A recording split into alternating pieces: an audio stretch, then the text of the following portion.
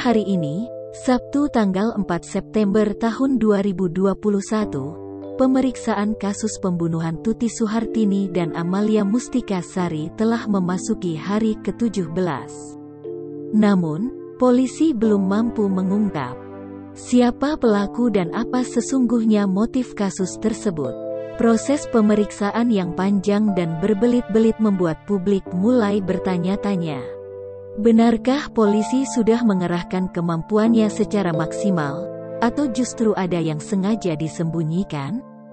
Kriminolog Universitas Padjadjaran, Unpad, Yesmil Anwar mengaku heran dengan pernyataan polisi mengenai status kasus tersebut. Sebelumnya, kaya Yesmin, mereka menyebut pembunuhan Tuti Amel murni kasus kriminal.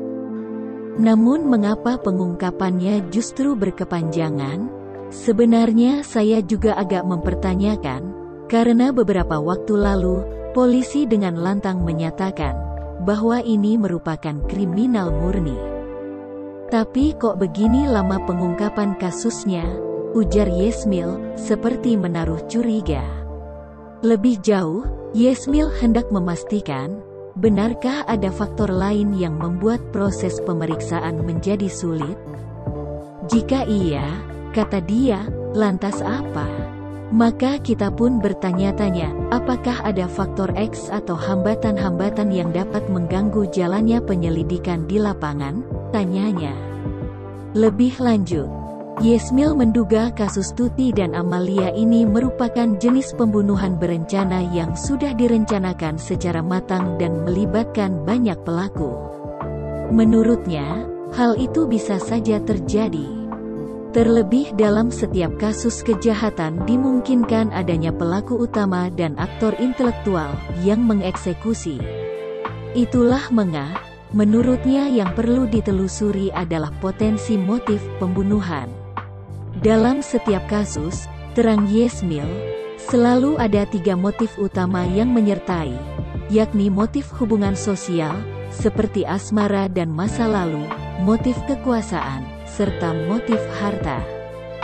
Sebetulnya kalau aksi kejahatan melibatkan beberapa orang yang dicurigai melakukannya, merupakan poin yang bagus untuk lebih mengutamakan bukti forensik dari kondisi mayat tersebut. Terkait bagaimana cara korban dibunuh, dengan apa, dan kemungkinan-kemungkinan yang mendasari tewasnya korban, tuturnya. Bagaimanapun juga, sama seperti banyak orang lainnya, Yesmil berharap kasus segera selesai dan pelaku pembunuhan terungkap dengan sebenar-benarnya. Saya dan masyarakat berharap agar kasus ini sesegera mungkin dapat terungkap oleh pihak kepolisian.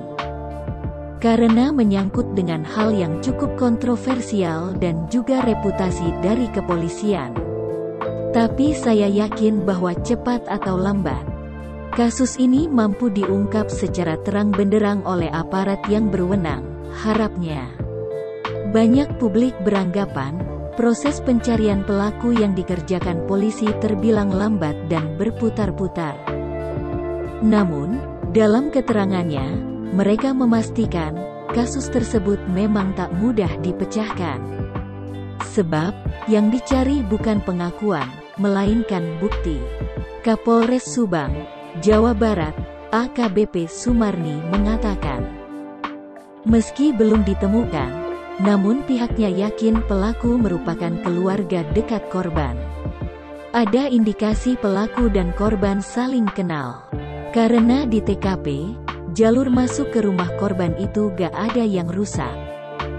Jadi pintu depan dan belakang gak ada yang rusak, maupun jendelanya. Gak ada bekas cungkilan atau apapun. Makanya, diperkirakan pelaku kenal dengan korban, urai AKBP Sumarni. Pihak kepolisian sendiri telah memeriksa sejumlah saksi termasuk Yosef, Mimin, dan ayah korban. Sejauh ini, mereka meyakini, kedua korban tersebut dibunuh dengan cara bengis dan keji. Kami juga mengumpulkan barang-barang bukti yang ada di TKP termasuk baju yang ada di TKP yang dikenakan salah satu saksi, di mana baju tersebut ada bercak darah, kata dia.